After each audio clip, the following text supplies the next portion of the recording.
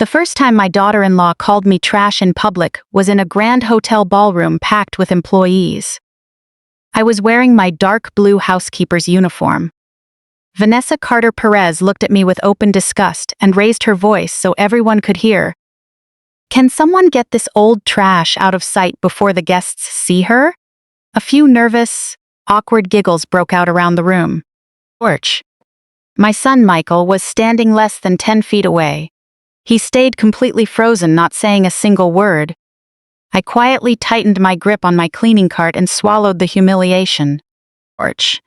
Because what this woman running her mouth didn't realize was that the sparkling crystal chandeliers above her head, her six-figure executive salary, and the lavish life she loved to brag about all depended on one person's signature.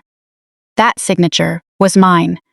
Before we go any further, tell me honestly, have you ever been dismissed and judged by people who had no idea who you really were? Porch. I live in a modest brick bungalow on the far edge of the greater Chicago area, a house most of my family pretends doesn't exist. The paint on the front porch is peeling, and the mailbox leans left every time the wind blows hard off Lake Michigan. Every morning when I turn on the kitchen faucet to make coffee, the pipes give out a sharp creak. Porch. Ever since my husband Richard passed, I stopped caring about luxury. For someone who lost their soulmate, a quiet old house is much easier to endure than an empty mansion. Most mornings, I wake up before sunrise, pin my silver gray curls into a low bun, and drive my beat-up silver Toyota 15 miles, down Interstate 90 into downtown Chicago. Porch. By 6:30 a.m., I'm inside the Perez Grand Hotel, dressed in a navy housekeeping uniform with my name embroidered right over the chest pocket, Penelope. No last name. That detail is everything. Porch. Not a single employee in the whole hotel knows that Penelope Perez is the woman quietly holding the master key to the Perez family trust. The trust that holds absolute controlling interest over the entire Perez Grand Hotel and healthcare network. To the staff, I'm just an old woman pushing a laundry cart through marble and gold-trimmed hallways. To be honest, sometimes I prefer it that way. Porch. Because in this country, when people think you're nobody at the bottom, they show you exactly who they are inside. That morning, I was in the laundry room folding towels with Angela Brooks. She let out a heavy sigh and rubbed her lower back. "My knees are absolute murder today," she muttered. "You should sit down and take a minute," I told her gently. Angela gave a bitter little laugh. Porch. "Oh God, no. If Vanessa catches me slacking, I'm done for." Just hearing my daughter-in-law's name made my chest tighten. Angela had no idea Vanessa was married to my son. No one in housekeeping did. For 3 years, I kept my personal life completely hidden from the staff. Angela leaned in closer, dropping her voice. "Have you heard the rumors?" Porch. "What rumors?" I kept folding towels, keeping my hands steady. "They're talking about restructuring again. One of the kitchen managers overheard HQ executives talking. They want to clear out older staff first. Said our healthcare premiums are too high and hurting corporate profit margins." A cold chill ran down my spine. In American workplaces, health insurance is a worker's lifeline. Porch. Richard would have never allowed something like this, and neither would I. The Perez network wasn't built by executives in custom suits making pitch decks on Wall Street. It was built by exhausted people working double shifts. People like Angela, who missed birthdays and anniversaries just to make sure guests had clean rooms and fresh coffee. People like me. Porch. Back in 1981, Richard and I started our first motel outside San Antonio, Texas, using money borrowed from his uncle and every dollar I saved waitressing at a local diner. I can still remember hauling stained bed sheets up 2 flights of stairs while 7 months pregnant with Michael. Richard used to kiss my forehead and say, "One day, Penny, we're going to own something truly beautiful." Porch. Even after massive commercial success, we never forgot what hard work felt like. At least, Richard never did. Loud, sharp laughter echoed from the hallway outside the laundry room. A few seconds later, Vanessa walked in. She was wearing a beige designer coat that cost more than my old Toyota. 2 assistants trailed behind her, clutching iPads and Starbucks cups. Porch. The air in the room went instantly tense. Vanessa looked around with obvious disgust, as if the smell of laundry detergent was an insult to her sensitive nose. "Why is it so hot in here?" she complained. Nobody answered. Angela stood up straight beside me. "Good morning, Mrs. Carter Perez." Vanessa barely acknowledged her, then her eyes landed on me. Porch. That familiar look returned instantly, disgust mixed with sheer embarrassment. She hated seeing me here, not because she cared about me, but because my presence ruined the old money image she tried so hard to project. "My God," she muttered under her breath. "You're still doing this?" I offered a polite smile. "Good morning, Vanessa." Porch. One of her assistants looked confused, probably wondering why a housekeeper dared to address a high-level executive so casually. Vanessa crossed her arms. "You missed a spot on the third-floor hallway carpet yesterday." "I'll go double-check it," I said. "Porch, you should have checked it right the first time." Her voice wasn't loud, but it was sharp enough to make everyone in the room feel uncomfortable. Angela stepped forward carefully. "Actually, a guest last night." "I wasn't speaking to you," Vanessa snapped. Angela immediately lowered her eyes. Something burned inside me. It wasn't anger yet, but deep, exhausting disappointment. Porch. Because I remembered 6 years ago, when Michael first brought Vanessa home to meet me, she seemed so nervous and sweet. She talked about growing up in Texas, watching her parents struggle to pay monthly bills while dodging debt collectors. She cried over dinner, telling me how desperately she wanted a loving family. I believed her back then. Maybe that was the biggest mistake I ever made. Porch. Vanessa looked me up and down again, then turned to her assistant. "We really need stricter appearance guidelines for the staff," she said coldly. "This property is positioned as ultra-luxury." Her eyes pointedly swept over my worn-out work shoes. The assistants gave awkward, dutiful laughs. I kept my face completely calm. Years ago, words like that might have broken me. Porch. But time teaches a woman an important lesson. Disrespect only has the power to hurt you if you accept it. Vanessa turned back to me. "And Penelope, please use the service elevator from now on. We've had guests complain about seeing cleaning staff in the main lifts." That line stung. Not because of the words themselves, but because she said it in front of everyone. I nodded. "Of course." Porch. Satisfied, Vanessa turned and strutted away on her high heels, her steps clicking sharply against the tile floor. After she vanished, silence hung over the room for a long time. Angela finally stepped over and whispered, "I am so sorry. She is awful to you." I gave her a soft smile. "Some people spend their whole lives trying to look important." Angela studied me closely. "Porch, you know, you don't act like a housekeeper at all." I almost laughed out loud. If only she knew. During lunch break that afternoon, I sat alone in the staff courtyard, holding a paper cup of instant soup. Snowflakes fluttered down over the Chicago streets. In the past, I used to have lunch in executive dining rooms with Wall Street investors and politicians. Now I sat on a cold metal bench with janitors and kitchen help. Strangely, these people felt far more genuine than the wealthy social circles Vanessa was desperately trying to claw her way into. My phone vibrated. It was Michael. For a moment, warmth welled up in my chest. I answered right away. "Hello, sweetheart." His voice sounded distracted. "Hey, Mom. Mom, not Mother." He only called me Mom when Vanessa wasn't around. "Are you coming over for dinner this Friday?" he asked. I didn't know I was invited. There was a pause on the line. Then he lowered his voice. "Vanessa is hosting a few business friends. It would mean a lot to me if you came." I looked down at the steam, rising from my soup. Once upon a time, whenever I visited Michael, he would beg me to stay longer like a little boy. Now, even an invitation felt like a calculated negotiation. "I'll think about it," I said softly. Another heavy silence stretched between us. Then his voice dropped even lower. "Mom, if you come, maybe don't wear your work clothes." That hit harder than any insult Vanessa had ever thrown at me. Cruelty from a stranger hurts, but embarrassment and rejection from your own child, That kind of heartbreak seeps deep into your bones. After hanging up, I sat on that bench for a very long time, watching the snow pile up along the edge of the courtyard. For the first time in years, I began to wonder if my choice to stay quiet had turned into a form of cowardice. Porch. Friday night was colder than usual. Biting Chicago winds howled between skyscrapers, stinging my face. I stepped out of my old Toyota and looked up at the glass tower where Michael and Vanessa lived.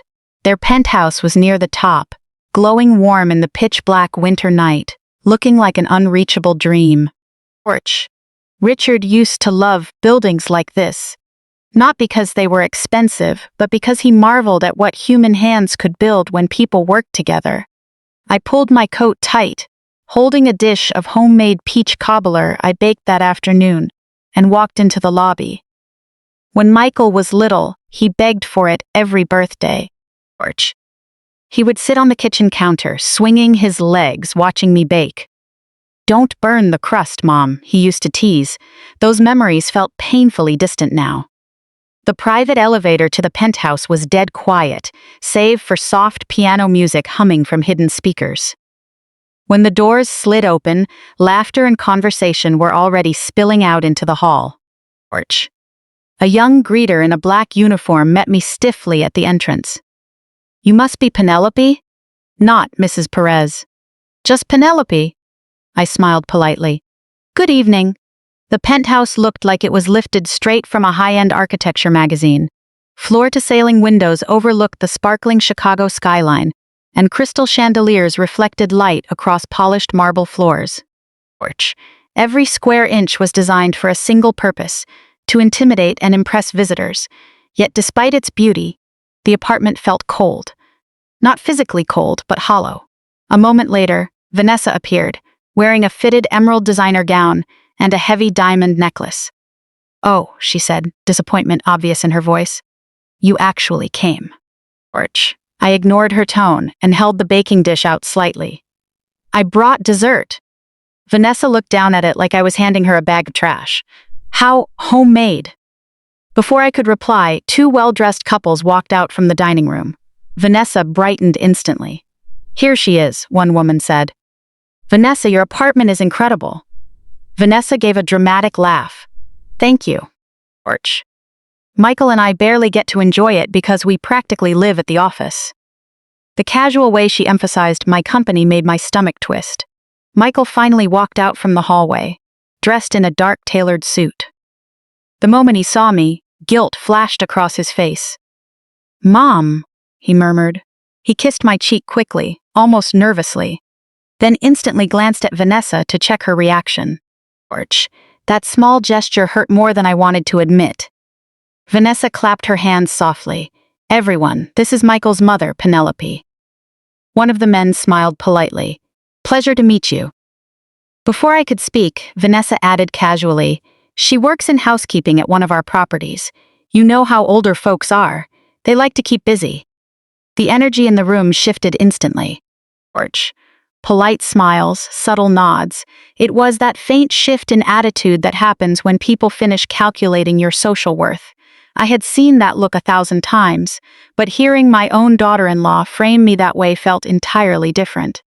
One of the women tilted her head with pity. "Oh, that's admirable, admirable." How cruel that word sounds when wrapped in condescending pity. Porch. But I kept smiling. Dinner started shortly after. The dining table alone probably cost more than Richard and I made in our first 2 years of marriage combined. Vanessa sat at the head of the table with Michael beside her, acting like a queen hosting political donors. The conversation quickly turned to business. Porch. Our luxury hotel division is outperforming Wall Street expectations, Vanessa announced proudly, sipping her red wine. Honestly, elevating the brand image made all the difference. Michael gave a tired nod. Vanessa spearheaded most of that strategy. "Oh, I basically run the operational vision now," she joked. Everyone laughed. I watched my son closely. Porch. Once upon a time, Michael hated arrogance. When he was a boy, if a classmate forgot their lunch, he would share half his sandwich. Richard treasured that soft kindness in him. But somewhere along the line, my son learned that avoiding conflict was easier than standing up for what was right. Vanessa turned toward me suddenly. Orch. You know, Penelope, we're considering modernizing personnel standards across all properties. I calmly dabbed my napkin in ice water. What kind of standards? Presentation, energy, efficiency. She gave a tight, sharp smile. Clients paying for a premium experience don't want to see tired, aging staff dragging laundry carts through the hallways. Michael shifted uncomfortably in his seat. Orch. I looked straight into Vanessa's eyes. Those tired workers you're talking about are the exact foundation that built the reputation your clients enjoy. Vanessa let out a quiet laugh. Well, sure. But times change. One of the businessmen raised his glass in agreement. That's why young leadership is so vital. Vanessa practically glowed under the compliment. Orch. My mind suddenly drifted back to another dinner decades ago. Richard and I sat in our tiny motel office, eating takeout Chinese food while baby Michael slept in a laundry basket next to us. Because we couldn't afford a crib yet. Richard looked over our financial sheets and sighed. Penny, if we ever get wealthy one day, promise me something. What's that? Orch, we never become the kind of people who forget where they came from. Back then, I thought that promise would be easy to keep. Now, I wasn't so sure. Vanessa's voice snapped me back to reality. Honestly, she continued, sometimes I think sentimental attachments ruin businesses. As executives, you have to be willing to cut dead weight. Dead weight. There was that phrase again. Orch. I noticed Michael keeping his head down, staring fixedly at his plate. Certain employees, Vanessa said casually, hang around far too long just because management feels guilty. The message was crystal clear. She wasn't just talking about the staff. She was talking about me. A woman at the table leaned toward Vanessa. So how do you handle those difficult personnel decisions? Orch. Vanessa sneered slightly before answering. You just remind them that everyone is replaceable. In that moment, something deep inside me quietly shattered. Not because she insulted me, but because if Richard were here to hear these heartless words attached to our family name, it would have broken his heart completely. I set my fork down gently. Orch. Did you know, I said softly, that when Richard and I opened our first motel, we cleaned every single room ourselves? The table fell silent. Vanessa kept a polite smile, the kind people use to brush off an old person's rambling story. I continued anyway. One winter, Chicago hit a massive blizzard, and the heating system failed. Orch. Richard stayed awake for 36 hours straight, carrying portable heaters into rooms one by one so no guest would freeze. Michael looked up at me then. I could tell the memory hit him too. He used to say, I added, that companies don't survive because of money. They survive because the people at the bottom believe they matter. Vanessa took a sip of wine. A lovely sentiment, she replied. Orch. But modern corporate realities require tougher decisions. I looked her dead in the eye. So empathy is a weakness? Vanessa adjusted her smile. No, she said smoothly. Empathy is just too expensive. A heavy quiet fell over the table. Michael finally spoke up. Vanessa. But before he could finish, she cut him off effortlessly. I'm just stating facts, dear. Orch. I stared at her for several long seconds, and suddenly a painful truth became crystal clear.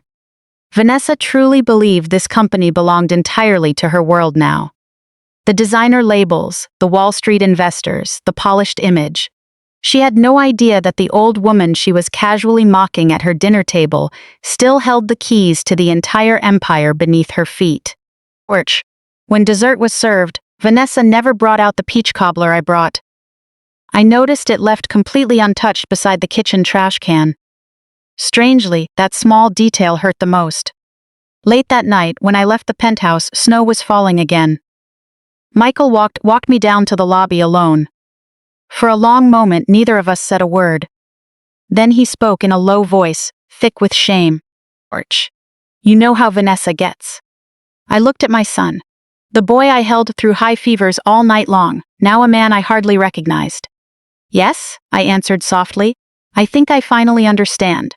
Whitmore and Green occupied the entire 22nd floor of a historic stone building overlooking Lake Michigan.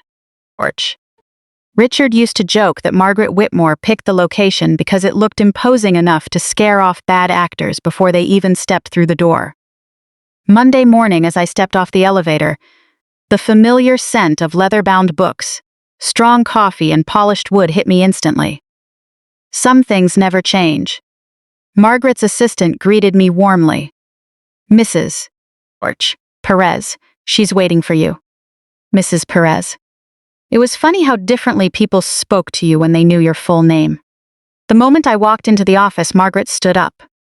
At 72, her eyes were still as sharp as shattered glass. Her silver hair was neatly styled, and her dark blue suit was pressed impeccably as always. But seeing me, her expression softened. You look exhausted, Penelope. I gave a faint smile. Is it that obvious? Yes. I sat across from her desk, slowly placing my gloves on my lap. For a few minutes, neither of us spoke. For nearly 30 years, Margaret handled Richard's legal affairs. She had seen every version of me.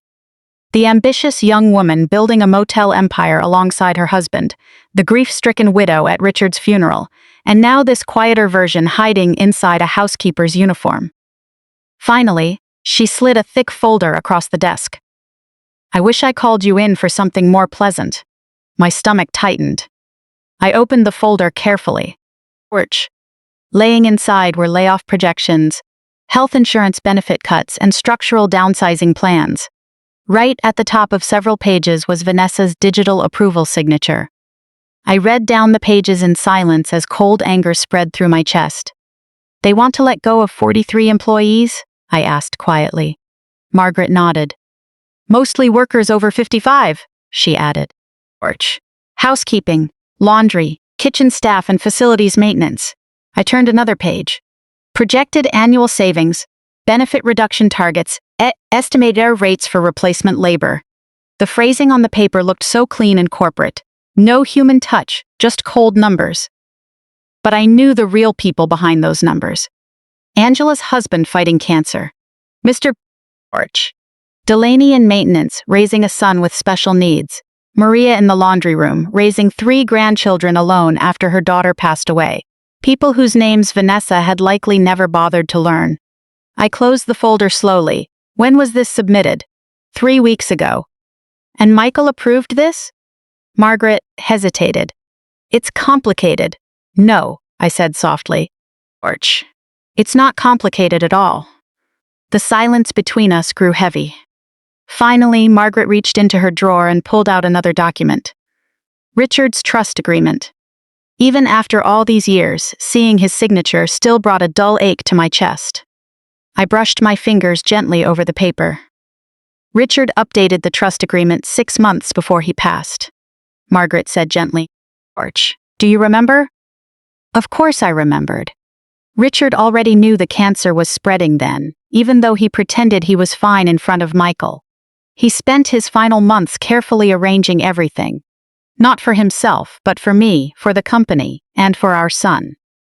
Through this trust, you still hold absolute controlling interest, Margaret continued. 51%.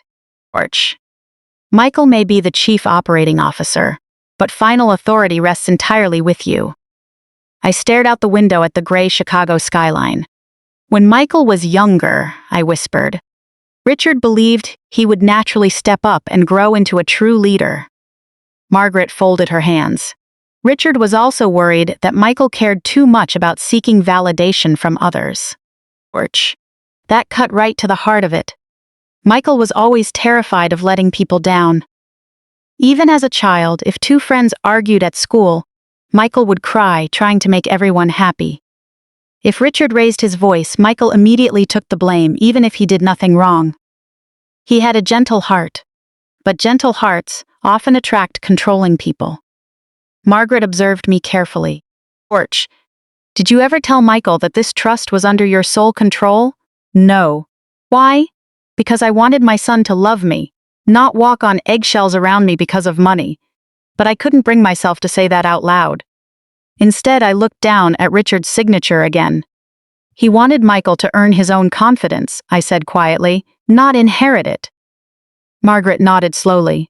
Orch. Then she reached for a second folder. This part might be even harder to digest.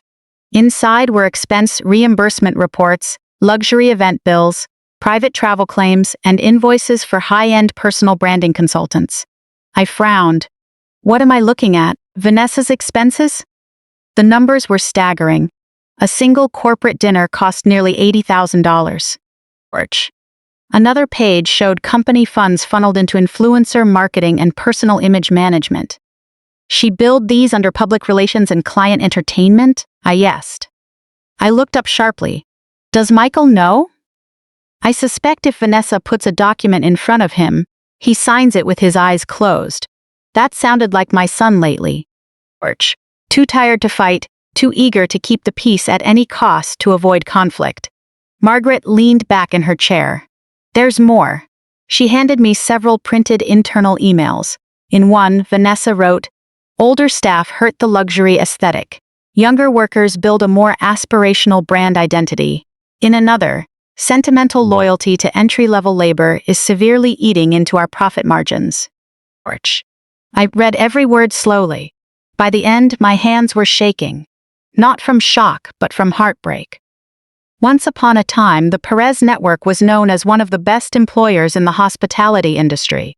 Every holiday, Richard went down to the hotel kitchens to personally thank the staff working late shifts. Orch.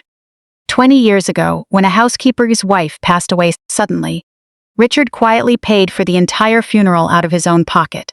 He truly believed employees were family. And Vanessa viewed them as cheap, disposable props. Margaret's voice turned cautious. Penelope, if these layoffs go through, legal action will follow. Orch. An age discrimination class action suit alone could destroy public trust in this company.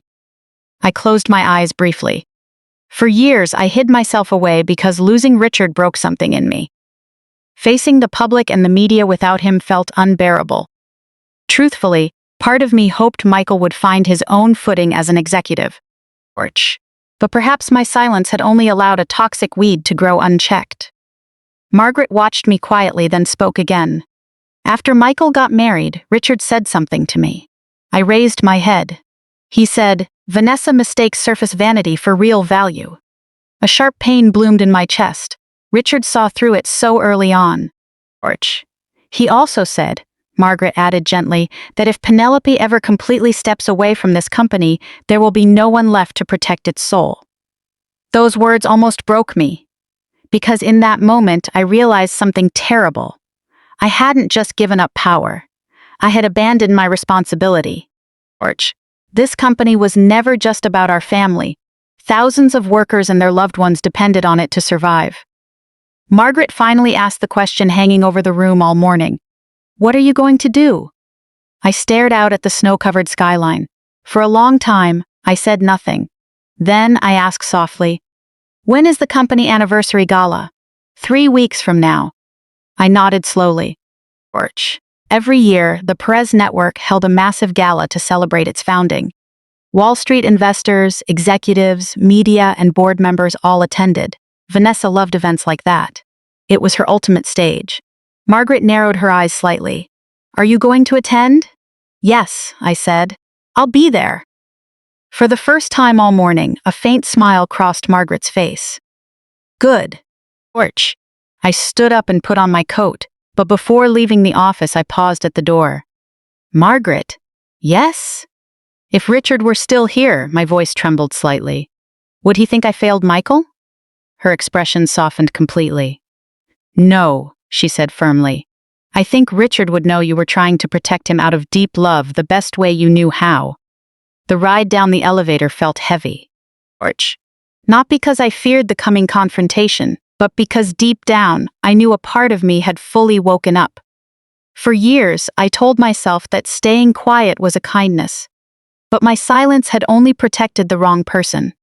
Between the housekeeper's uniform and executive lies, my family had forgotten what the name Perez really stood for.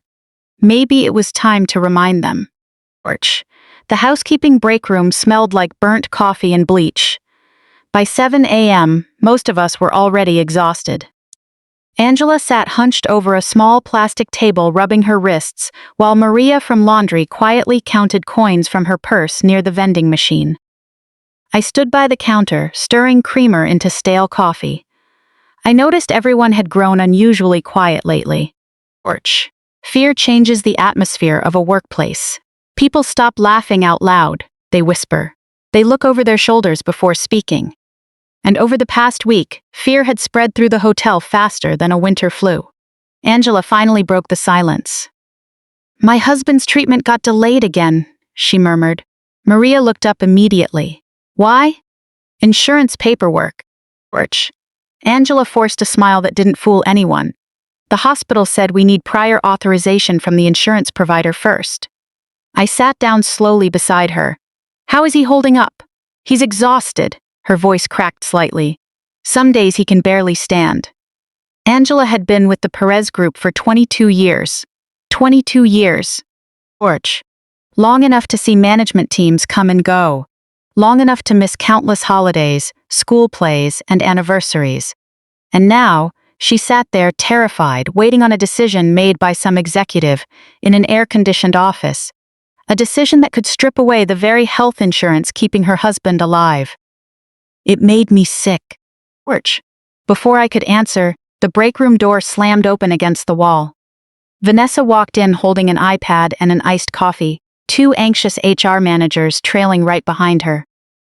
The room went dead silent. Vanessa looked around with obvious impatience. "Why is everyone sitting down?" she snapped. Despite the pain clearly written on her face, Angela stood up right away. "Porch." "We're on our break," she said in a quiet voice. Vanessa glanced exaggeratedly at the Cartier watch on her wrist. "Well, break time is over." Nobody fought back. Nobody ever fought back. That was the part that hurt me most. Under the crushing weight of capital and corporate pressure, fear teaches good people how to make themselves small. Vanessa's eyes landed on me next. "Porch." She wrinkled her forehead slightly, looking thoroughly annoyed by my presence. "You," she said, pointing toward my cleaning cart in the hallway. "There is dust on the molding in the ballroom." "I'll take care of it," I said. "You should have taken care of it hours ago."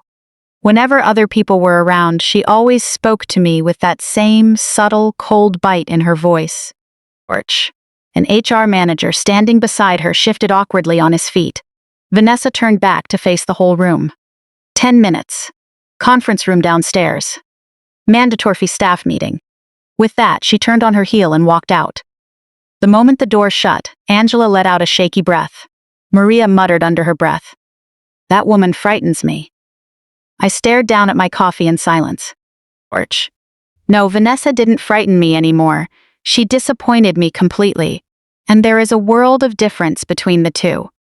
10 minutes later, nearly 40 employees packed into a dreary basement conference room. Housekeeping staff lined up along the back wall, while kitchen workers and maintenance crew filled the chairs. Hardly anyone spoke. Porch.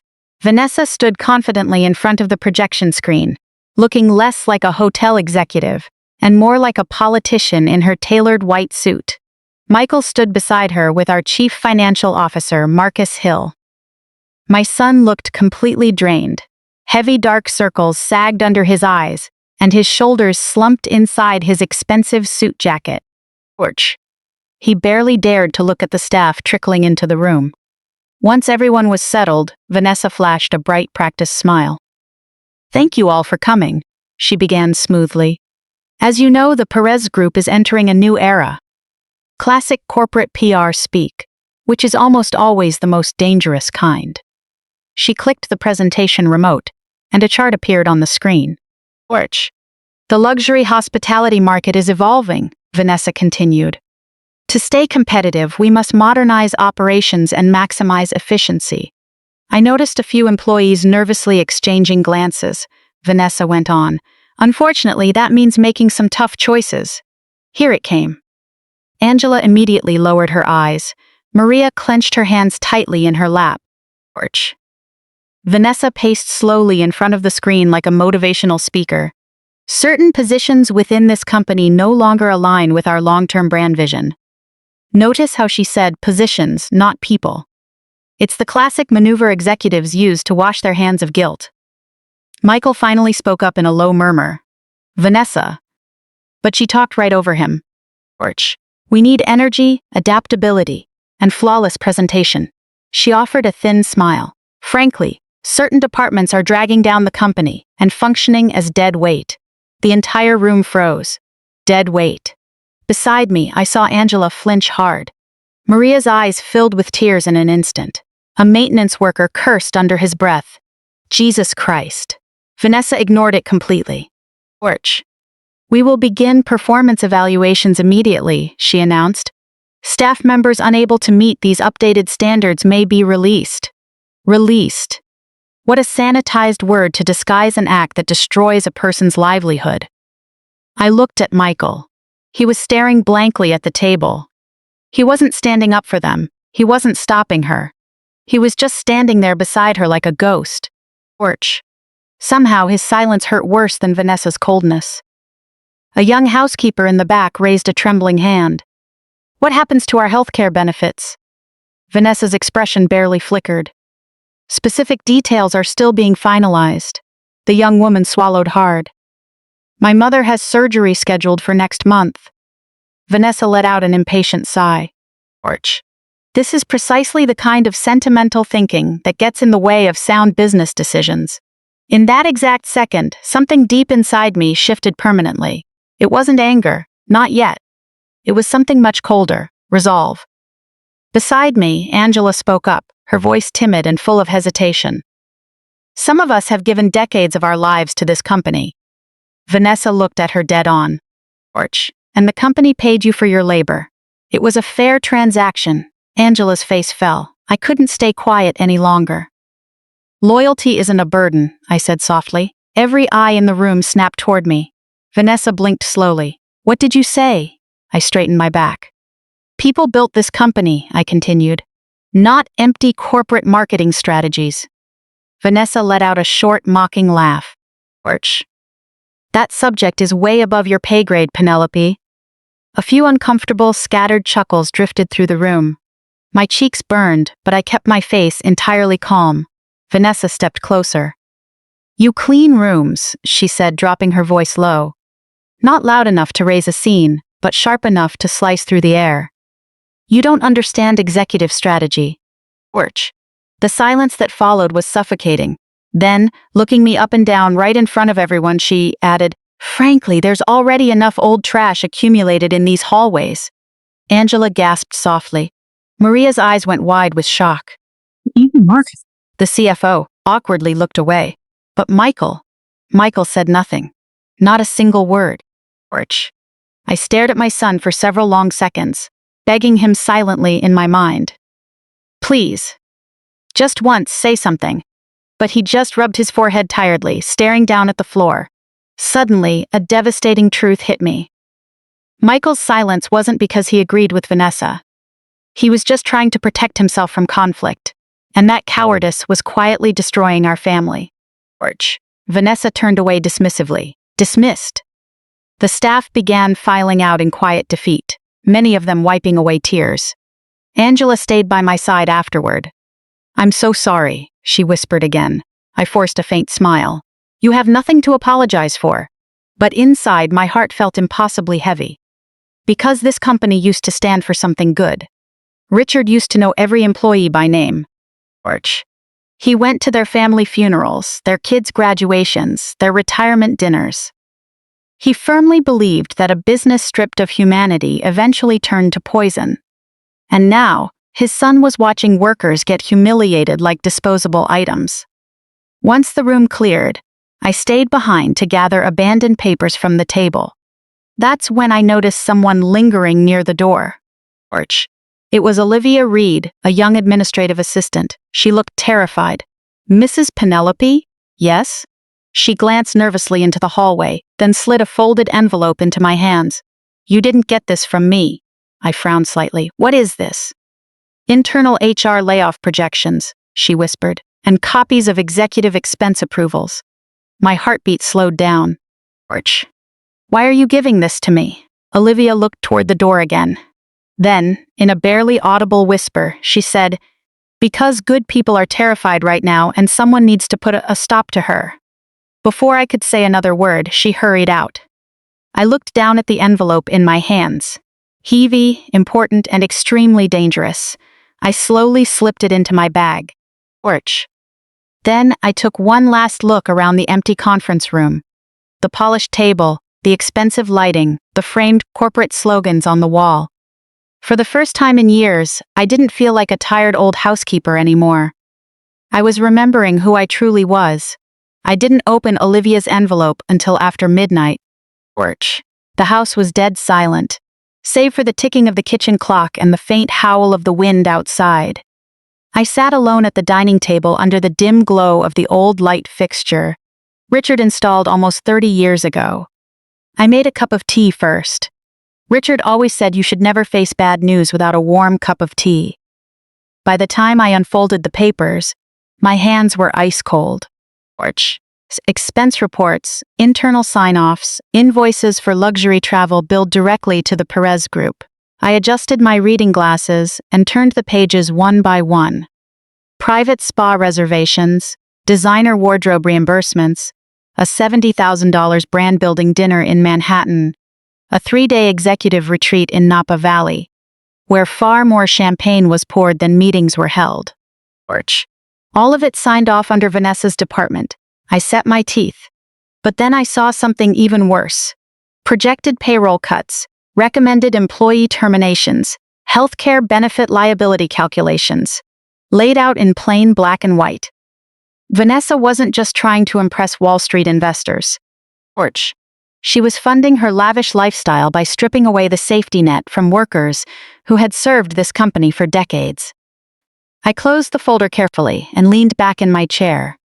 For several minutes, I just stared into the quiet kitchen darkness. My mind was full of Angela, Maria, and the fearful eyes in that conference room. Beneath all of it lay a painful truth I couldn't ignore any longer. Porch. I had enabled this. Not intentionally, but silence once always carries a cost. My phone rang suddenly, startling me. It was Margaret, my lawyer. I answered right away. "What happened?" "Marcus wants to meet tomorrow morning," she said, getting straight to the point. "Privately? About Vanessa?" "Yes." Her tone told me everything I needed to know. Porch. The next morning, just past 8 a.m., I walked into a small cafe a few blocks from corporate headquarters. Marcus Hill sat alone in a back corner, wrapped in a dark overcoat, looking like a man who hadn't slept in weeks. When he saw me, he stood up nervously. "Mrs. Perez." I offered a gentle smile. "You can still call me Penelope." He hesitated before sitting back down. Porch. Marcus had been with the group for 15 years. Richard trusted him deeply because he valued honesty over charm. Which meant, if Marcus looked this rattled, things were extremely serious. The waitress brought our coffee, and neither of us spoke for a moment. Finally, Marcus slid a thin iPad across the table. "I don't know how much Margaret has shared with you." Porch. "Enough for me to know I should have stepped in sooner." Marcus let out a long, heavy breath. "Over the past 18 months, Vanessa's spending has grown exponentially." I tapped through the financial reports. The screen was filled with numbers. Inflated marketing fees, absurd luxury consulting costs, suspicious reimbursements processed through executive accounts. Then I noticed something else. Porch. "These approvals," I murmured. "They still require authorization from the family trust." Marcus nodded. Every major financial transaction within the Perez Group ultimately had to pass through the family trust fund Richard created. And I remained the sole authorized sign-off.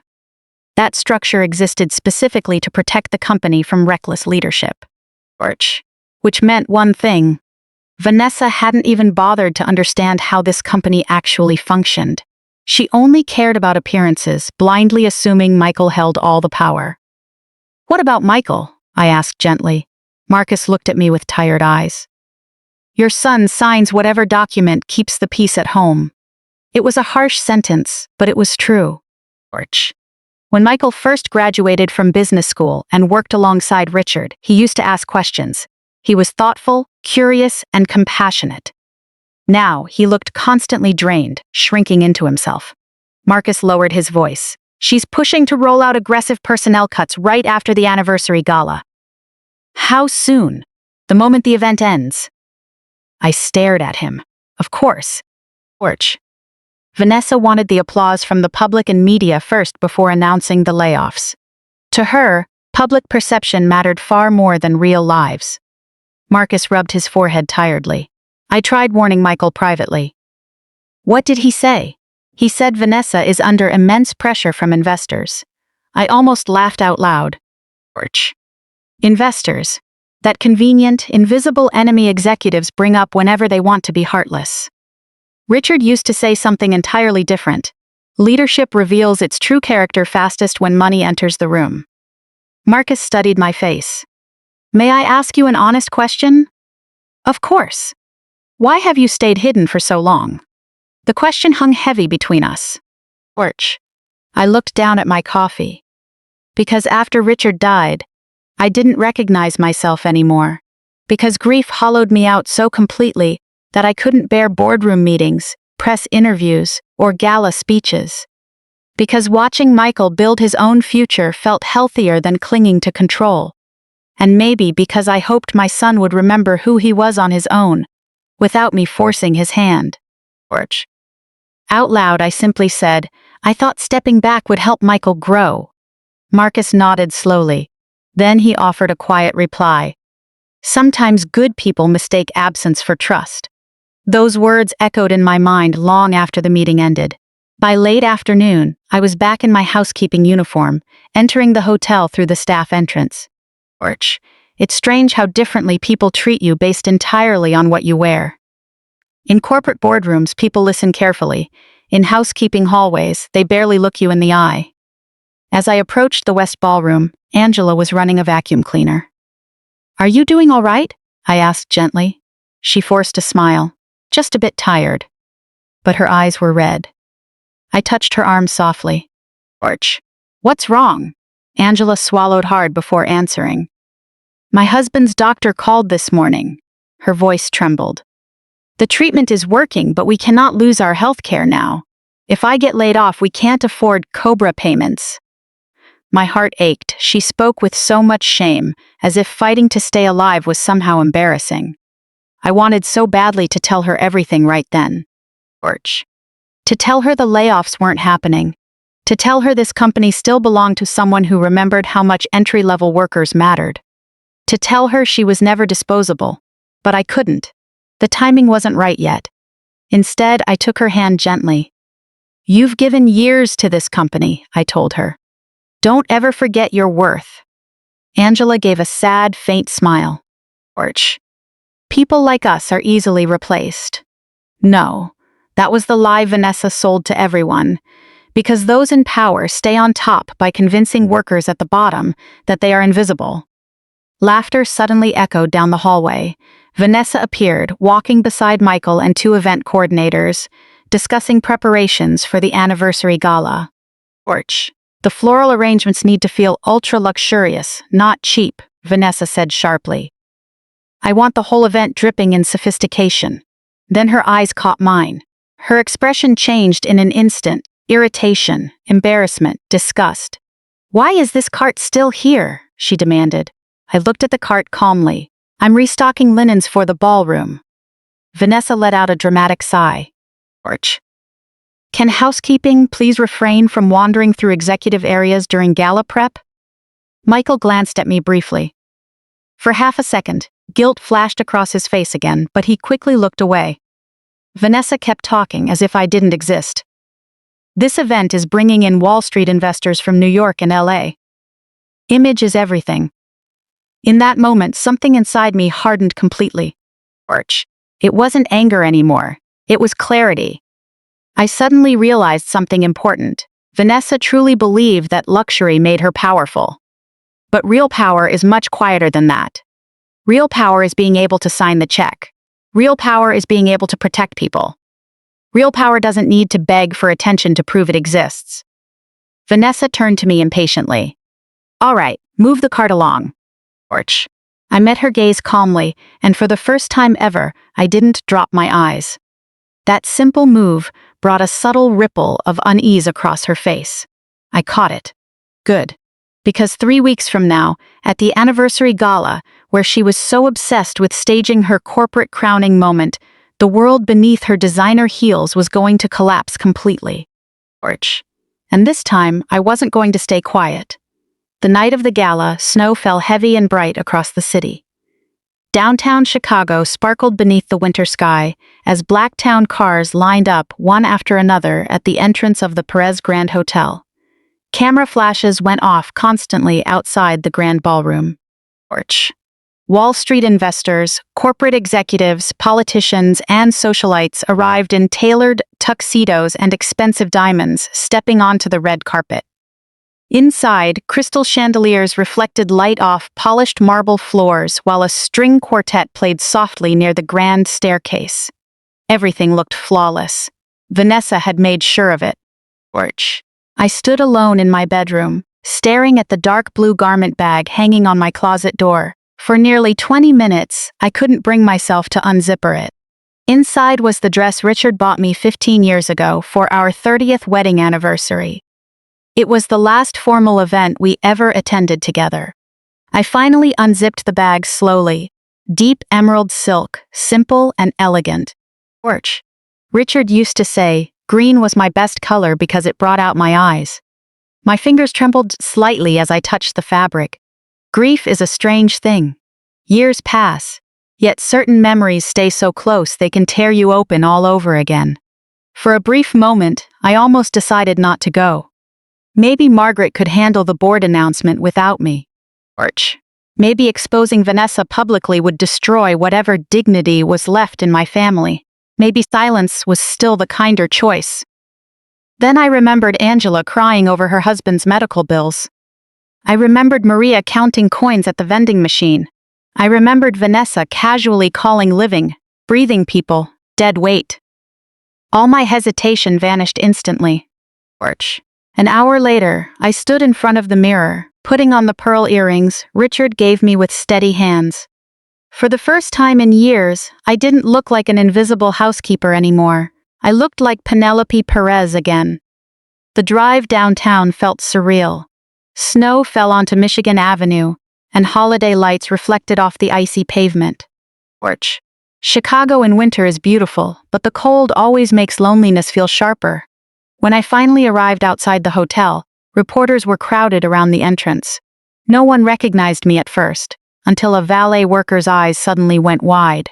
"Mrs. Perez?" I offered a soft smile. "Good evening, Daniel." His face went completely pale. Word spread instantly.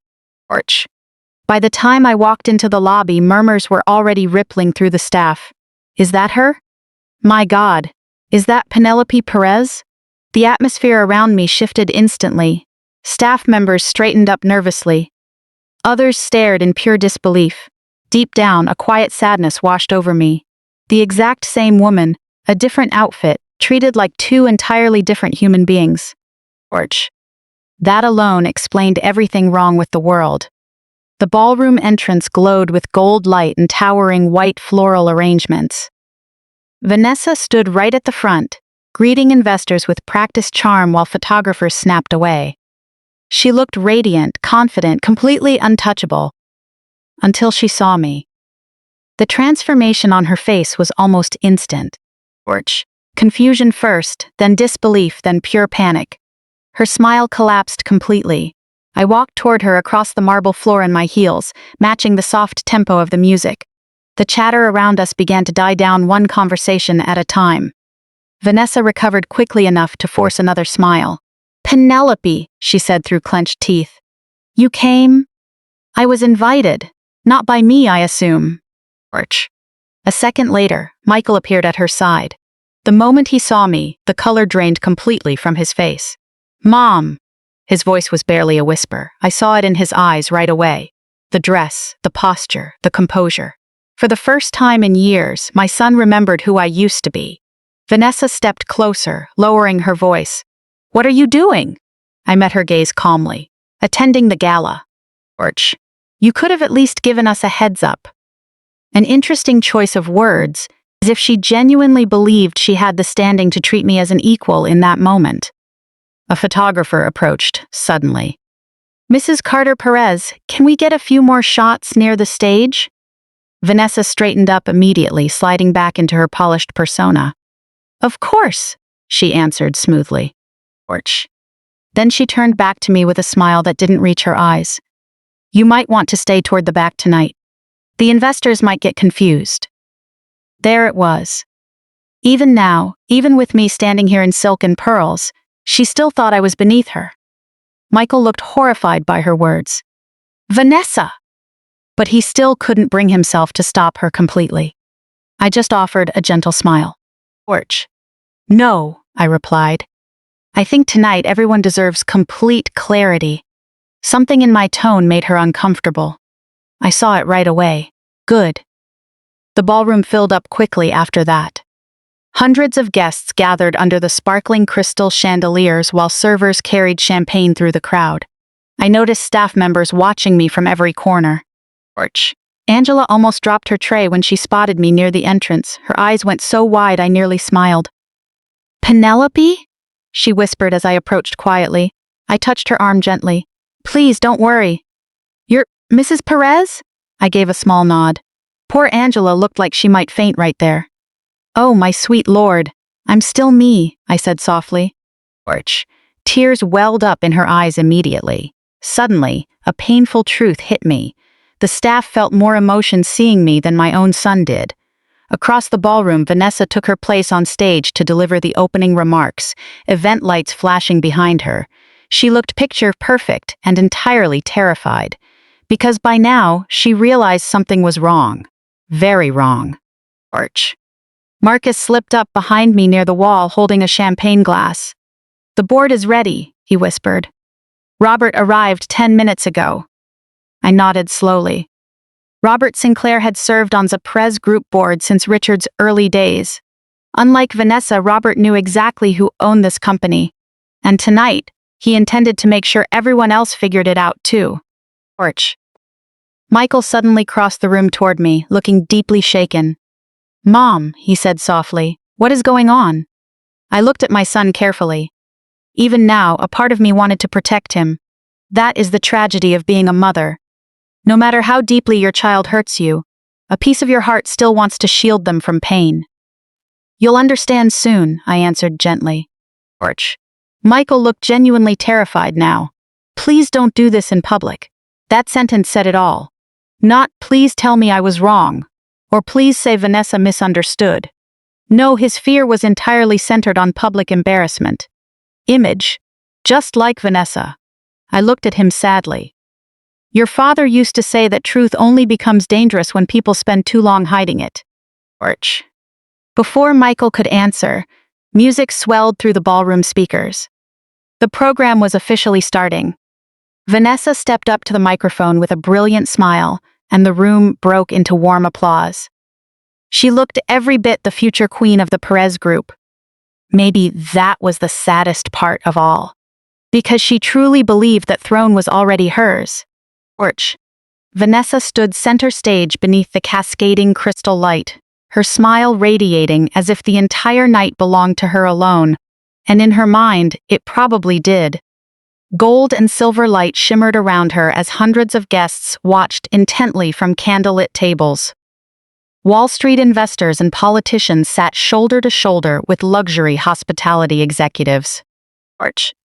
Photographers lined the edges of the room, ready to capture the perfect moment.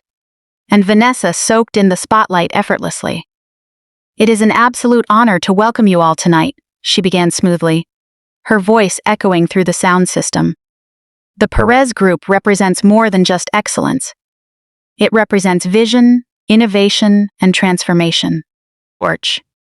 Polite applause rippled through the audience. I stood near the back with Angela beside me. Every time she glanced my way, she looked like she might faint from shock. Across the room, Michael stood frozen near the stage steps. At some point during the opening remarks, all color had completely drained from his face. He knew something was wrong. He just didn't realize how bad it was. Porch. Vanessa continued with total confidence. In today's world, luxury hospitality must evolve. We cannot survive by clinging to outdated systems or making sentimental decisions. That line drew nods from a few investors in the front row. I noticed Marcus Hill close his eyes in quiet defeat. Vanessa's smile grew brighter. Orch. The future of this company depends on decisive leadership that isn't afraid of change. There it was again. Change. Such a beautiful word when used with genuine intent, yet so dangerous when used to mask cold greed. She talked for 10 minutes straight about growth projections, brand repositioning, luxury expansion, and market positioning. Orch. Every word sounded polished and rehearsed, but the more she spoke, the sadder I felt. Because Richard had built this company around people, and Vanessa was rebuilding it around appearances. Finally, she raised her champagne glass gracefully. To the future of the Perez Group. The room erupted into applause. Orch. Vanessa smiled down at the front tables, adding casually, "Of course, none of this would be possible without the incredible executive team my husband and I have built together." My husband and I saw Michael flinch slightly. Even now, she placed herself first. As Vanessa turned to step away from the microphone, another voice echoed across the ballroom. "Orch." "Actually," Robert Sinclair said, standing up calmly from his front row seat. "Before we move forward, there is an important tribute we must make tonight." The entire room fell dead silent. Vanessa blinked in surprise. Robert walked up the stage steps unhurriedly, buttoning his suit jacket. At 74, he still held a quiet authority that commanded the room without raising his voice. "Orch." Vanessa forced a tight smile. "Of course, Robert." He took the microphone gently from her hand. "I have served the Perez Group for nearly 40 years, he began. "In that time, I have witnessed extraordinary leadership." His eyes swept slowly across the ballroom. "Orch. I watched Richard Perez and his wife build this company from a roadside motel into one of the most respected hospitality networks in this country." Low whispers rippled through the crowd.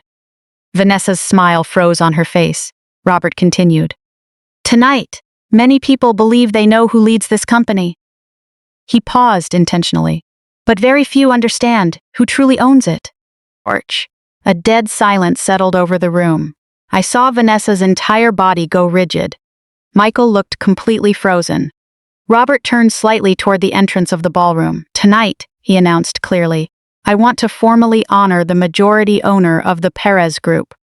My heartbeat slowed down. A strange calm washed over me as the truth finally stopped hiding. Robert offered a subtle smile. "Mrs. Orch, Penelope Perez." A wave of confused whispers broke out across the room. Heads turned every which way, searching for me. Vanessa let out a short, sharp laugh. A high-pitched, nervous sound. "What?" she muttered under her breath. I began walking forward slowly, and the crowd parted before me like a wave. Investors stared openly. Staff members stood slack-jawed. Orch. A woman in the front row gasped, "My God!" My heels clicked softly against the marble floor, matching the faint background music as I made my way toward the stage. The color drained from Vanessa's face completely. "No," she whispered. "No, that's impossible." Michael looked like he couldn't breathe. Orch. I stepped up the stage stairs carefully while camera flashes started going off frantically from every direction. When I reached Robert, he offered his arm respectfully. That simple gesture almost broke my heart. Because in that moment, an outsider showed me more public respect than my own family had in years. Robert handed me the microphone gently. The ballroom stayed suffocatingly quiet. Orch. Vanessa stared at me, her eyes filled with absolute panic and total confusion. "This isn't funny," she hissed, leaning toward Michael, her voice dripping with rage. But Michael didn't answer.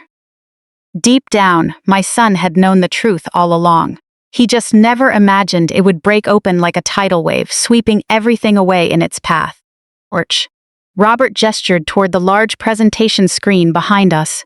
Within seconds, legal trust documents were projected clearly for the entire room to see. Absolute controlling interest of the Perez Family Trust. Penelope Perez. Sole authorized financial signatory. Penelope Perez. A collective gasp echoed through the room. Vanessa took a sharp step back. "No," she said again, her voice wavering. "Orch, there's been a mistake." Marcus slowly stood up from his front row seat. "There is no mistake," he said firmly, every eye in the room instantly darting to him. "As Chief Financial Officer," Marcus continued, "I can verify that every major financial approval within the Perez Group ultimately requires authorization from the Perez Family Trust." Orch. He paused, letting the weight of his next words sink in. "And Mrs. Penelope Perez has always been the sole controlling trustee." The shock on Vanessa's face was so violent it looked like physical pain. Then came the final blow. Marcus looked directly at her. "That includes every single executive compensation check issued over the last several years." The room exploded into deafening chatter. Orch. Vanessa's breathing turned ragged and uneven. Slowly, almost like a machine, her gaze turned back to me. In an instant, she realized everything. Every single paycheck, every lavish bonus, every designer expense account, every piece of the glittering lifestyle she boasted about. All of it carried the signature of the woman she had called trash. My son looked completely broken. Orch. Not angry, just broken. For the first time, Michael saw the sheer scale of the disaster his cowardice and silence had caused. Vanessa shook her head frantically. "You were cleaning rooms," she yelled at me, her voice low but cracking with panic. "Why would you do that?" I looked at her calmly. "To see firsthand how the people at the bottom were being treated." Orch. That simple answer cut deeper than any shouting match ever could. Vanessa's lips parted slightly. All around us, the staff stood frozen in complete disbelief. I noticed Angela at the back of the room crying openly. Maria covered her mouth with trembling hands. So many of them finally understood why, back when I wore a housekeeper's uniform, I was the only one who listened to their struggles. Orch. Because this company had never left my hands for a single second. Vanessa spun around to face Michael. "You knew about this?" My son's face twitched slightly. No, that single word shattered something deep inside her. Because if Michael hadn't known, it meant her entire world of vanity was built on her own arrogant, fatal assumptions. She turned back to me, her eyes desperate. "Orch, you intentionally humiliated me in front of everyone." I looked at her quietly. "No, Vanessa," I said softly. "You humiliated yourself." A suffocating silence descended over the room. Then Robert stepped beside me once more. "There will be further announcements regarding company management and restructuring in the coming days," he announced calmly to the guests. Orch. "But tonight, we felt it necessary to honor the woman who protected the soul of this company with her integrity long before many of us ever stepped foot inside it." A single pair of hands began clapping from a back corner. Then a second person joined in, then a third, until a wave of applause echoed through the entire ballroom. Not for the glamour, not for the marketing, not for a fake image. Orch. For basic dignity. I looked out at the crowd through tears welling in my eyes. Standing beneath those sparkling chandeliers, watching the empire Richard and I built finally reclaim its heart, an unexpected feeling washed over me. I didn't feel a surge of power. I felt a profound sense of relief. The applause lasted far longer than Vanessa could endure. Orch. I saw it on her face. Every clap sounded like a crack splitting open the flawless image she had spent years constructing. She stood frozen center stage, her breathing shallow, while camera flashes exploded around her like lightning. Investors whispered behind lifted champagne glasses. Staff members stared at her openly, no longer hiding their shock. For the first time ever, Vanessa looked small. Orch.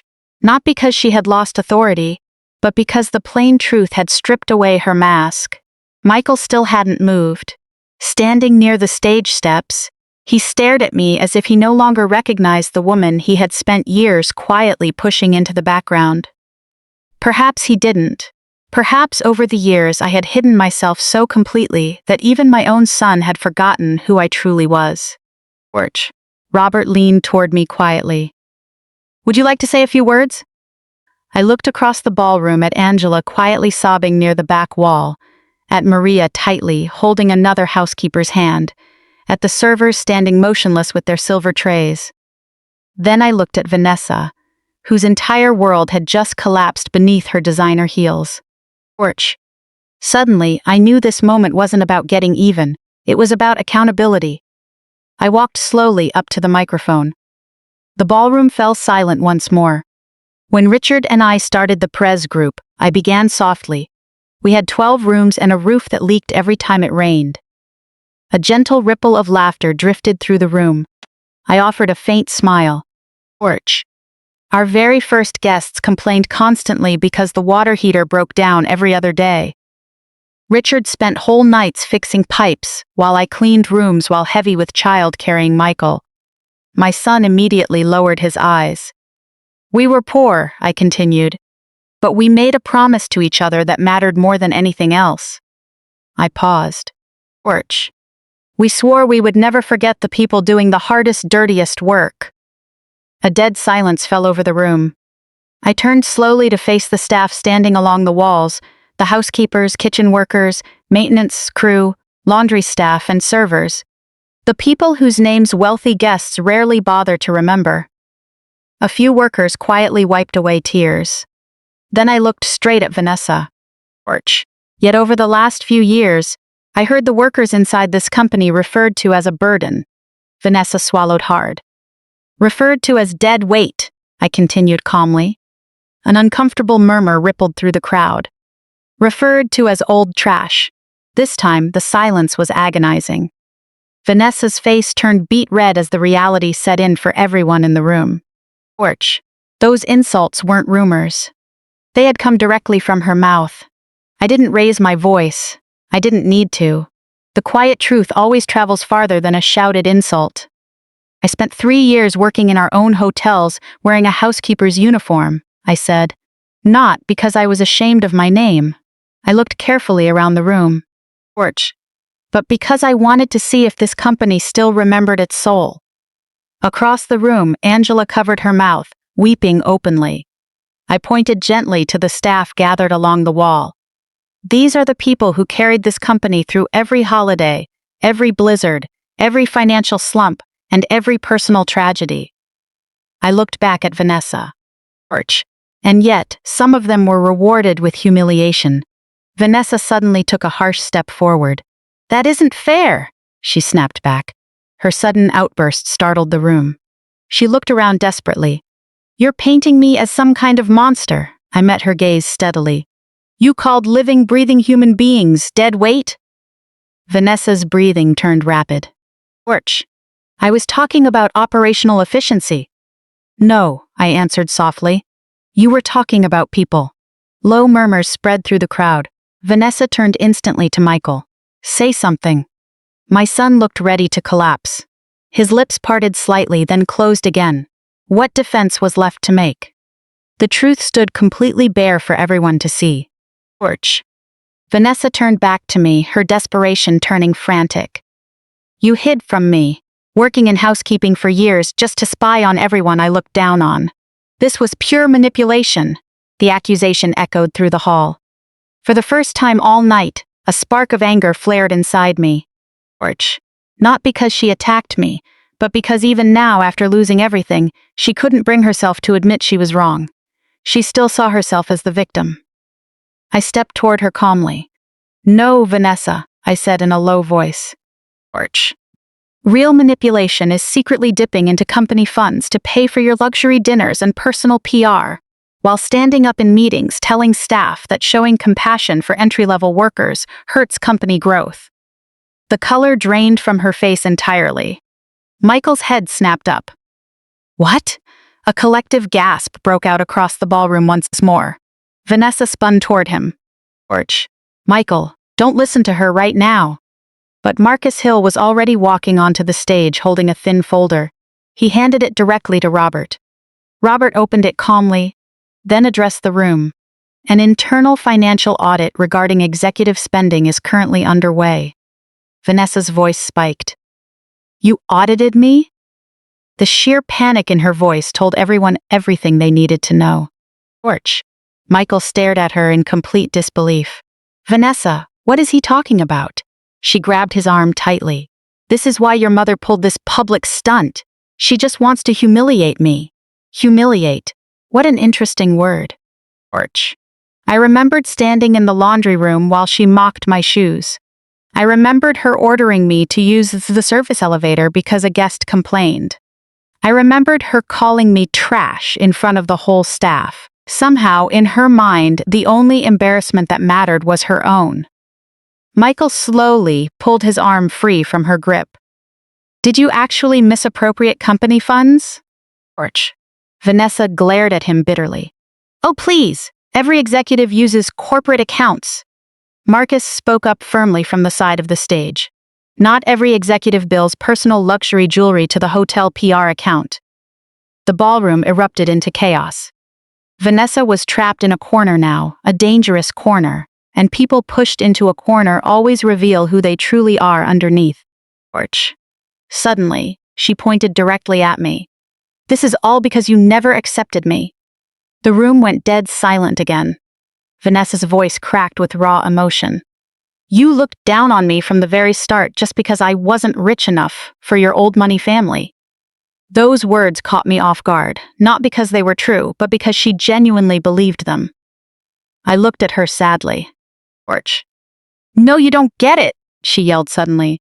You were judging me the whole time. An unexpected ache bloomed in my chest. Beneath all the arrogance and cruelty, I caught a glimpse of the terrified poor girl from years ago. The girl who hid her hand-me-down shoes in her school locker, terrified of feeling worthless again. But childhood pain is never an excuse for adult cruelty. Orch. I spoke gently, keeping my tone steady. I never cared about where you came from. Vanessa let out a bitter, tearful laugh. Easy for a billionaire to say. A heavy quiet fell over the room. I stared at her for several seconds before replying calmly. Richard and I used to split a single hamburger for dinner because we couldn't afford two, Vanessa froze. So no, I continued softly. Orch. I never judged you for being poor. My voice cooled slightly. I judged how you treated the people still struggling at the bottom after you left it behind. Those words hit harder than anything else spoken that night. Deep down, Vanessa knew it was the truth. An agonizing silence stretched between us. Orch. Finally, Angela did something unexpected. She stepped out from the back of the ballroom, her hands trembling slightly. Mrs. Perez. I looked at her warmly. Angela swallowed hard and roused her voice so the room could hear. Last year, when the insurance company refused to cover my husband's chemotherapy, someone paid off the balance anonymously. Vanessa looked utterly confused. Orch. Tears spilled down Angela's cheeks. It was you. Other employees began murmuring emotionally. Maria spoke up next. She helped cover my grandson's surgery fees. Another voice called out. She paid for my daughter's college textbooks, and another, and she never told a soul. I closed my eyes briefly. I had never done those things for credit. Orch. Richard and I simply believed that if you have the power to help someone, you do it, plain and simple. But standing beneath those glowing chandeliers, hearing the staff step forward one by one to stand up for me, I understood something vital. True authority isn't built on fear. It's built on the lives you quietly protect when no one is watching. The gala never quite recovered after that. Orch. Even when the music started up again and servers awkwardly carried champagne through the crowd, the atmosphere had shifted permanently. People whispered behind their hands. Investors checked their phones nervously. The staff looked at Vanessa differently now. Not with fear, but with total clarity.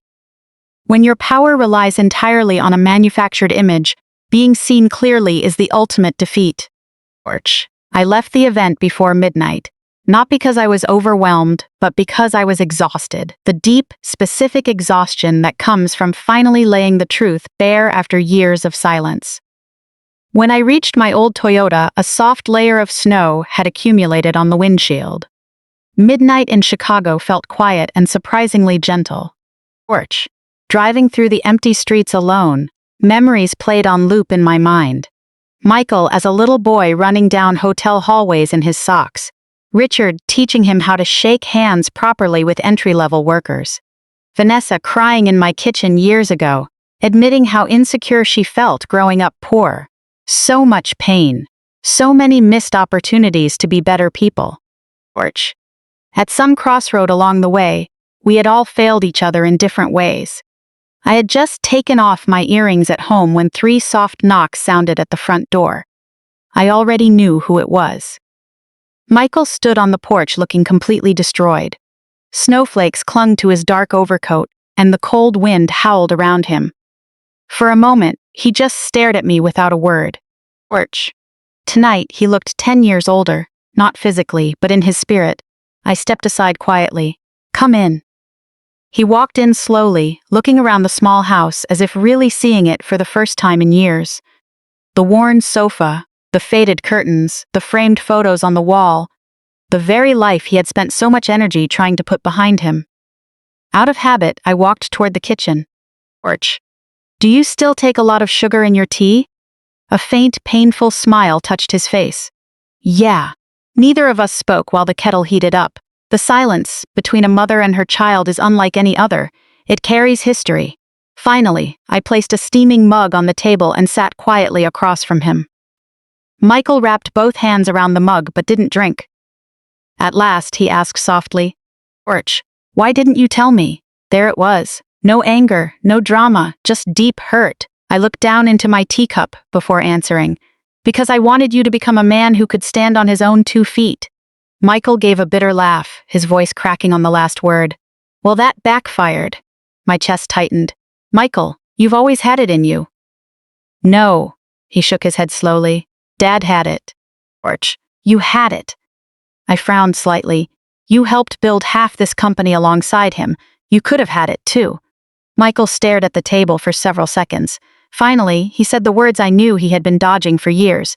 I knew Vanessa could be harsh sometimes. Harsh. What a careful word to substitute for cruel. But I didn't realize. His voice shook. "Porch, I didn't realize it had gotten that bad," I observed my son quietly. "Yes, you did." The words landed heavy on him. Michael looked up sharply. "You saw her humiliate staff." Silence. "You heard her say vile things about me." Longer silence. "You watched her stomp on people's kindness like it was a weakness." Tears filled his eyes instantly. Porch. In a flash, he was a child again. Not an executive, not a husband. Just my boy carrying guilt too heavy for his shoulders. "I kept thinking things would settle down," he whispered.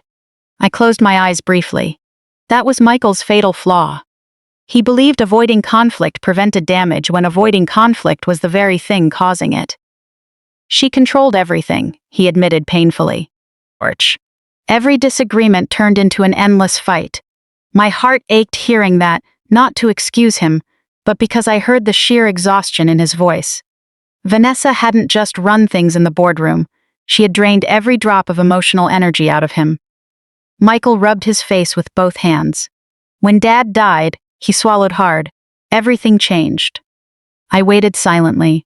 "You disappeared." Porch. That hit harder than I expected.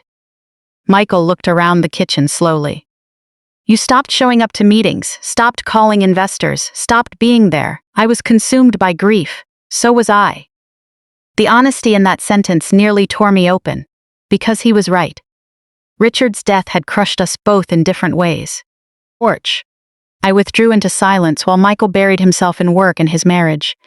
Neither path healed a thing. A long silence settled between us. Then Michael asked softly, "Did you really work as a housekeeper all these years just to spy on us?" I offered a faint smile. "Not at first." "What changed?" I looked out at the falling snow, lost in thought. "At first, I just wanted something simple." Porch. After your father died, the boardroom politics felt unbearable." Michael gave a faint nod. "But then I started noticing things. Fear, mostly." The word hung heavy between us. Employees terrified of management, executives obsessed with appearances, people forgetting how to treat each other like human beings. Michael's face twisted slightly, including me. I didn't answer right away. Porch. Mothers spend a lifetime trying to protect their children from pain, even the pain they bring on themselves. Finally, I whispered, "Yes." Michael dropped his head. "I became a coward." "No," I corrected gently. "You became afraid." Those words brought silent tears that turned into heavy sobbing. I hadn't seen my son cry like that since Richard's funeral. Watching him sit there in his expensive suit, completely lost like a little boy, broke my heart all over again. I failed you, he choked out. No, my voice surprised even me with its firmness. You failed yourself. He covered his face with trembling hands. I loved her. I know, but now I don't even recognize our life anymore. I slowly reached across the table and took his hand. For a few seconds, he just held on tight to my fingers, the way he used to during thunderstorms as a boy. I should have stood up and protected you, he whispered. I nodded once. Yes, you should have. Because sometimes, the truth matters far more than keeping the peace. Michael drew a shaky breath. She said you brought shame on us. The sentence hung painfully in the air. I looked around my modest kitchen. My presence brought her shame, I corrected softly. He cried harder after that. Finally, he asked the question he feared most. What happens now? I thought of Vanessa standing under those chandeliers, watching her manufactured world shatter. I thought of the audits, the investors, the board, the staff. And beneath it all, our family. Broken, but still here. I'm not sure yet, I admitted honestly. Michael looked down at his mug. Then he said quietly, She's furious. She thinks you planned all of this just to destroy her. I almost let out a sad laugh. No, sweetheart. I looked straight into his eyes. The moment Vanessa stopped viewing entry-level workers as human beings, she destroyed herself. Quiet returned to the kitchen. Then Michael finally said what he had come to say. I'm sorry, Mom. Simple words, a long overdue apology, but completely genuine. Somehow, that mattered more than anything else. As the snow continued to fall outside my little house, I squeezed his hand gently.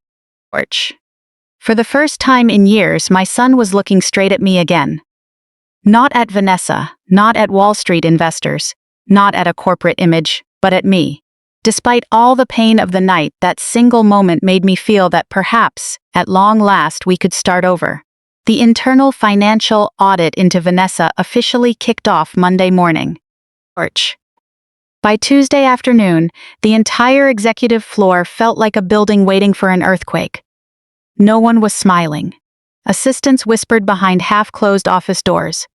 Department heads avoided eye contact in the hallways. Security guards lingered near the conference rooms, pretending not to listen, while outside legal teams hurried between offices carrying stacks of files. Fear had swapped sides, and Vanessa hated it. Just past 8 a.m., I arrived at the hotel, wearing a beige wool coat instead of a housekeeping uniform, for the first time in years. The reaction from the staff was instant. People straightened up reflexively when they saw me. Some smiled nervously, while others looked on with deep emotion. Angela nearly dropped her clipboard near the front desk. You look beautiful, she whispered as I approached. I touched her arm gently. How is your husband? He starts chemotherapy again next week. Tears welled up in her eyes instantly. Because you saved our health insurance. I nodded slowly. The night after Friday's gala, the layoff plan had been frozen indefinitely. My very first action using my majority stake. While no official company-wide announcement had been made yet, rumors of the good news were already spreading among the staff. Stepping into the private executive elevator, I caught my reflection in the mirrored wall. For years, I had intentionally hidden myself away. Now, the entire building felt different. Not because I had changed, but because the truth allowed people to see what was there all along. When I reached the top floor, the boardroom doors stood wide open. Inside, the tension was thick enough to make the air vibrate. Marcus sat at one end of the long table, reviewing the audit summary with two outside legal advisors. Robert Sinclair stood quietly by the window while a few board members spoke in hushed tones. And Vanessa looked furious. Not afraid anymore, furious. She sat stiffly at the table, dressed in a black suit from head to toe, looking like she was attending a funeral. Perhaps she was. Michael stood near the coffee machine, looking completely drained. Seeing me walk in, his expression softened slightly. Vanessa caught the moment instantly, her jaw tightening. Robert cleared his throat softly. Shall we begin? No one answered. The lead auditor opened a thick folder calmly. Over the past 18 months, he began, numerous executive expenses were miscategorized under corporate PR and brand development accounts. Vanessa crossed her arms. Arch. That's ridiculous. Ignoring her, the auditor continued, multiple claims show clear personal use. The projection screen behind him lit up. High-end jewelry purchases, private spa invoices, personal image consultant contracts, and international first-class travel unrelated to company business. Every entry carried a transaction date and an internal approval path. Torch. The room stayed silent, save for the clicking of the slides. Michael stared fixedly at the screen, like a man watching his life crumble in public. Vanessa finally snapped. Every executive in hospitality spends money managing their professional image. Marcus replied calmly from across the table. Not through hidden reimbursement structures. Vanessa spun toward him. Oh, please, Marcus. Torch. Don't play the moral authority now. He didn't react, which seemed to infuriate her even more. The auditor clicked to the next slide. This time, internal emails filled the screen. Vanessa's face went pale instantly. She recognized them right away. Torch. One email read, older staff severely damage our luxury perception metrics. Another read, ensure cleaning staff remain invisible during investor events. A dead quiet descended on the room. I watched several board members exchange deeply troubled glances. An older investor muttered under his breath, Jesus Christ.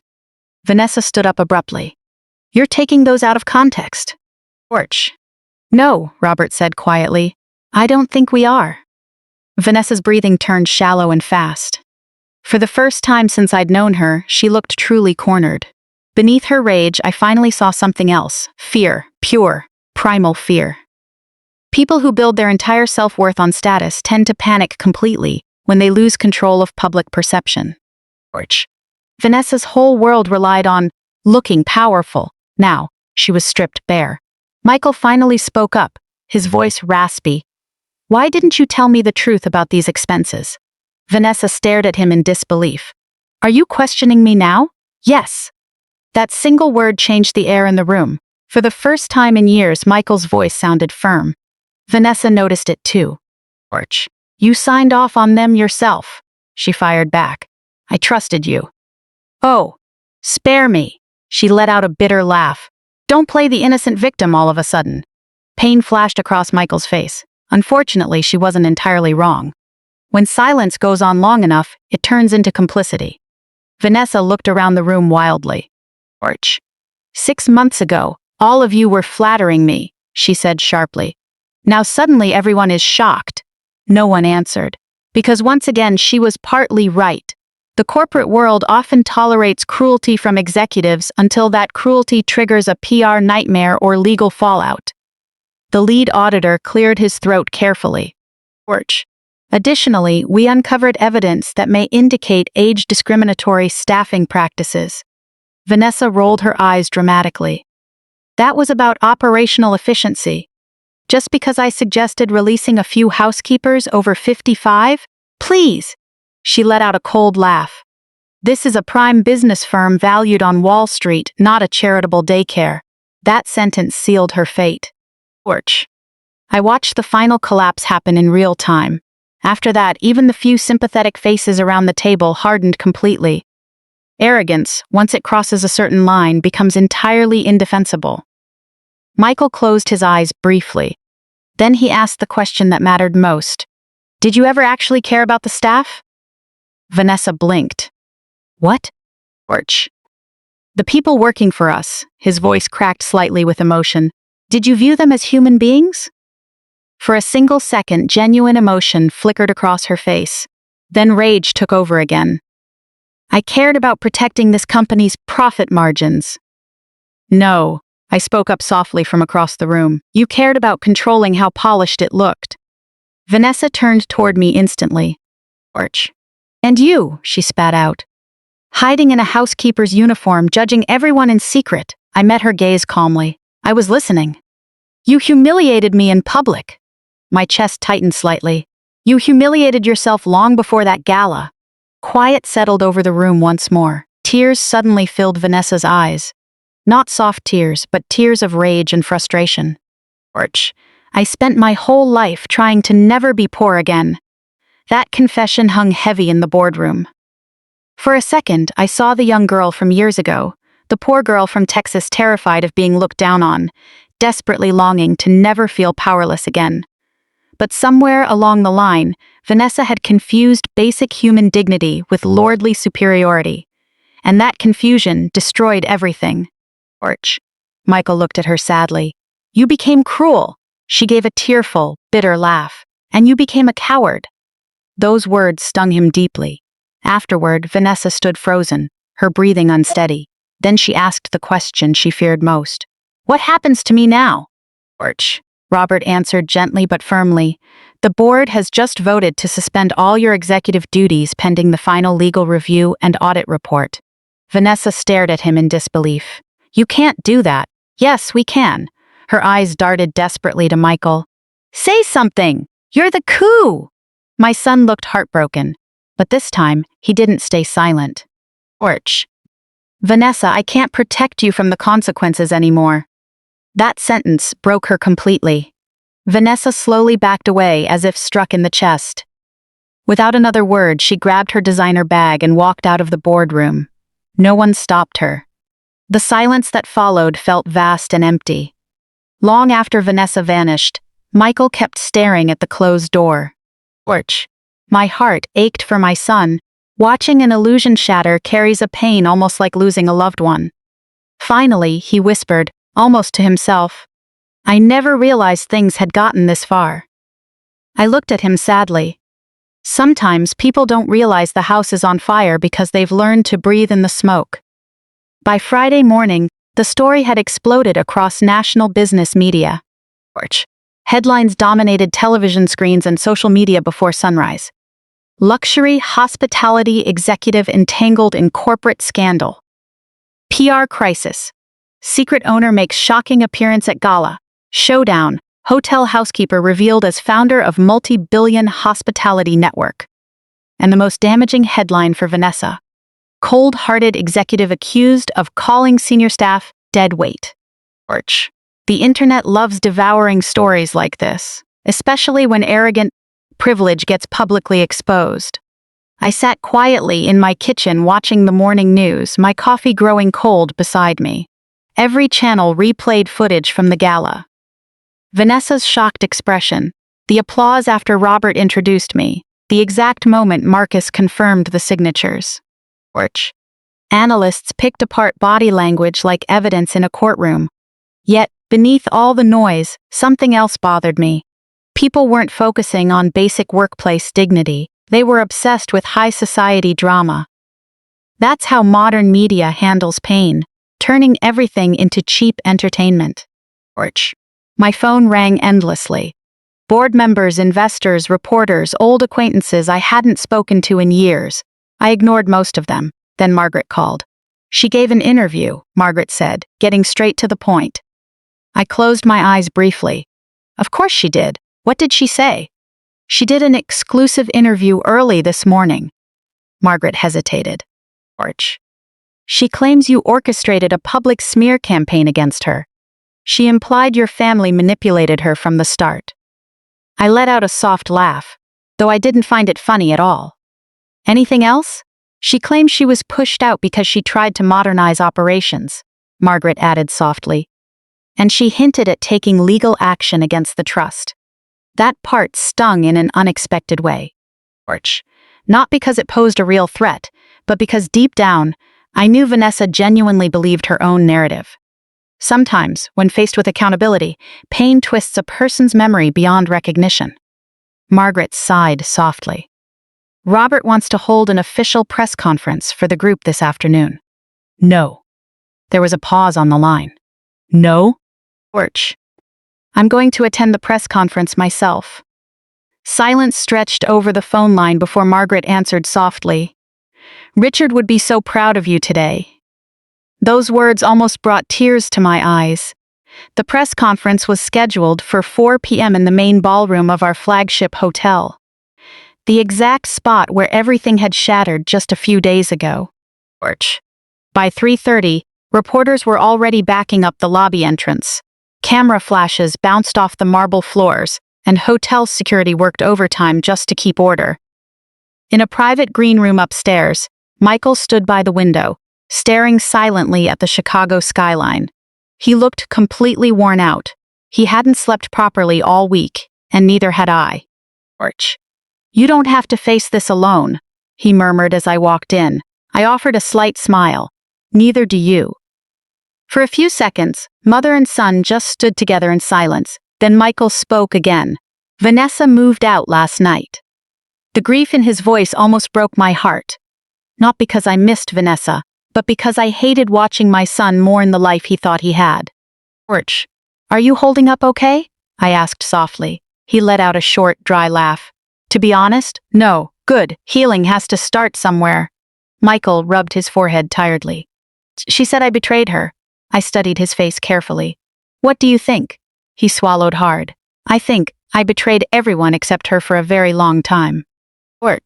The maturity in that answer went beyond anything I had heard from him in years. Before I could reply, a staff member knocked gently on the door.